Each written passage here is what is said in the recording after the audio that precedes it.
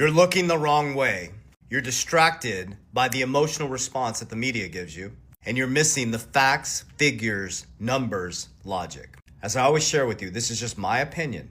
I'm going to share with you my exact research and how I make my decisions. I'm going to share with you my portfolio, but you need to do your own research. I'm only being honest and transparent. This is the era of authenticity. No more blind effing leadership. What I mean by that is, especially head of household, men, I'm talking to you, you should learn how to manage your finances. If you're relying on another man for your future retirement, you're going to hope that man is going to make sure that your family is taken care of. Listen to me. Then you're not leading your family correctly. That's the truth. The blind leadership and blind following and hoping you'll have enough for retirement is over. It's dead. Listen, it's dead. You, as a head of household and man, should have a budget, should know where your money's going. You should know right now, as I'm doing this video, if your family is on track or off track for retirement. Because $1 million at 4% is around $40,000 in retirement income. And all I got to do is look at the numbers. And I know most people aren't on track. 10% of the population owns almost all the market. So here's the good news, is that we have the greatest wealth transfer in history happening right now. I'm not your fucking hype guy, I'm sorry. I'm not your get rich quick guy. I'm not going to give you price predictions hoping. I got out of there, I matured with that shit. I started studying billionaires, multi-millionaires. They operate in systems, structures, process, discipline, consistency. They love red and they sell greed. And they and I have the patience to watch paint dry on a wall. They don't get their investment advice from the media and hype. They look at white papers, they look at financials, they see if the company is sustainable for 10 years or more. Are they well capitalized? Do they have great leadership teams? And they use logic, which I'm about to share with you. Well, everybody's panicking about Michael Saylor and Strategy B, and Bitcoin's going to zero. So let's just use some logic. And I'm going to give you some tools that you can go research and do this research yourself and then come up with your own thesis. Now you can prove me wrong and say I'm wrong, which is okay. That's what I'm trying to encourage you to do. I'm only going to tell you what I'm doing based on the facts, figures, numbers, logic that I know, not the media making me believe in bullshit. So your job today is to go type in top 100 Bitcoin treasury companies. Now I'm going to read right off of it. It'll pop up bitcointreasury.net. And I'm going to read some of the top 10. Then I'm going to tie the facts, figures, numbers, logic, and the people. I want you to write down Jamie Dimon, Larry Fink, Howard Lutnick, and Michael Saylor. We'll put Michael Saylor off to the side right now. He's going to be the character in the story. Let me explain. Jamie Dimon, you guys know, is JP Morgan. Now, the creator of JP Morgan said billionaires use astrology, millionaires use charts. There's a big hint for you right there. Your emotions are their profits. So we got Jamie Dimon, JP Morgan. We're good there? We got Howard Lutnick, who was the Commerce Secretary for the United States in Trump's cabinet. Right-hand man.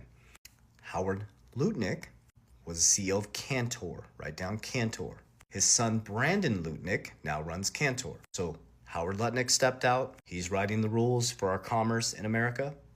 Writing the rules. Steve Witkoff stepped out. His sons run World Liberty Financial. The Trump boys run World Liberty Financial. Trump stepped out, but their dads are writing the rules. Little sidebar there. We got Jamie Dimon's a character in the story. We got Howard Lutnick, Cantor. We got Larry Fink. I think you guys all know who that is. The largest asset manager in the world, who's the largest holder in Bitcoin now through the IBIT ETF. Okay, so we got three characters and we got the main character, Michael Saylor. Michael Saylor is the CEO of Strategy B. Strategy B used to be MicroStrategies. MicroStrategies is a software company, or was a software company up into 2020. Michael Saylor, why I can relate to him so well, he went through the same that I went through as the pandemic destroyed their software company, which the pandemic destroyed one of my companies and shut us down. So I can relate. So he made a bold move just like I did. We came back and went fully online and threw a Hail Mary. Well, he threw a big Hail Mary. He went from a software company to a Bitcoin treasury. Pause. Let's bring Larry Fink in for a moment. Larry Fink, BlackRock, was already one of the top 3 holders in MicroStrategy, a software company. And so the CEO, Michael Saylor, goes to the board and says, hey, I want to go all in on Bitcoin. There was 0 Bitcoin treasury companies. 0 at this point. 0. And they're like, you're out of your mind. He said, I want to go 500 million. Nope. He said 250? They said, okay. Threw a Hail Mary. $250 million, and then he did a stock buyback for those who are like, you're out of your effing mind. And it literally saved the company. Not only saved the company, but they became the number one and only Bitcoin treasury. And then all of a sudden, a bunch of companies started following. Now there's hundreds of companies on the S&P that have become Bitcoin treasuries. That's why you need to go research Bitcoin treasuries. So why would hundreds of companies now, why would America create a Bitcoin strategic reserve? Create Bitcoin treasuries. Because I thought Bitcoin's going to zero. I thought it's a fraud. There's a reason why I brought these characters in for you. Because this is how I make my investments. Not off your hype, not off the not off price predictions. Okay, so we got Michael Saylor. We got that locked in, right? He's the number one Bitcoin treasury in the world by a long shot. They're sitting on 671,000 Bitcoin. BlackRock was already one of the top holders in MicroStrategies. But BlackRock didn't change their position. But Larry Fink was telling you that Bitcoin's a fraud. It's used for money launderers. Clients have no interest in it. So don't you think if your clients have no interest in it, it's used for money laundering, it's a fraud, that you would back off your position if a company went all in on Bitcoin? But they didn't. They stayed steady. Okay, so why did I bring up Jamie Dimon and Howard Lutnick? Let me just give you some of the top companies. So we have 21 Capital is the number 3 at 43,000 Bitcoin. XXI is 21 Capital, which is linked up with Cantor. Remember Howard Lutnick, the Commerce Secretary? Howard Lutnick, son Brandon Lutnick, runs Cantor, which is connected to 21 Capital, which is the number 3 Bitcoin treasury that just went public, and that's the stock that I got into, XXI. Oh, and then we also got Trump Media, number 11, and we got American Bitcoin, one of my favorite ones, ABTC, a Bitcoin mining company, which is Eric Trump. We have Eric Trump, Howard Lutnick, and Michael Saylor. Okay, so let's go back and focus on MicroStrategies, or Strategy B. Well, how does Jamie Dimon come into this? We got the number one Bitcoin treasury company in the world. The next thing that you're going to go look up is top holders in MicroStrategies, okay? The top holders are, drumroll please, Vanguard. Remember, this is the number one Bitcoin treasury in the world. So if Bitcoin fails, this whole company fails. Number 3, BlackRock. They're still number 3. Number 7, drumroll please, JP Morgan. But it's used for money laundering. Our clients don't want it. But JP Morgan now, you can leverage your Bitcoin by the end of the year. And they're the top 7 holder in MicroStrategies of Bitcoin treasury. It's just a Bitcoin treasury now, Strategy B. And number 9, Cantor Fitzgerald, Howard Lutnick's company.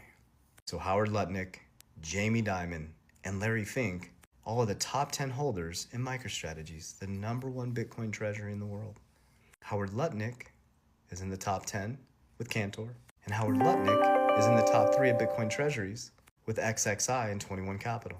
So your Commerce Secretary of the United States is connected in 2 ways to the top 3 Bitcoin treasuries in the world. Your President of the United States, Trump Media, is number 11 Bitcoin treasury in the world. And your president's son, Eric Trump, is fastly climbing. He's at the 20th spot with American Bitcoin, a Bitcoin treasury and a mining company. So here's my top portfolio. Here's what I believe, not financial advice, just being honest. You can save this and come back and see how I did. I'm not going to pick all winners. This is what I believe. On my asset side, my top holdings will be by 2030. XRP, Bitcoin, WLFI on the crypto side. That'll be the top 3. Also have Solana, XLM, HBAR, VeChain, many others. My top 3 are XRP, Bitcoin, WFI. WL as in Larry FI, World Liberty Financial. On the stock side, my top 2 are American Bitcoin and XXI.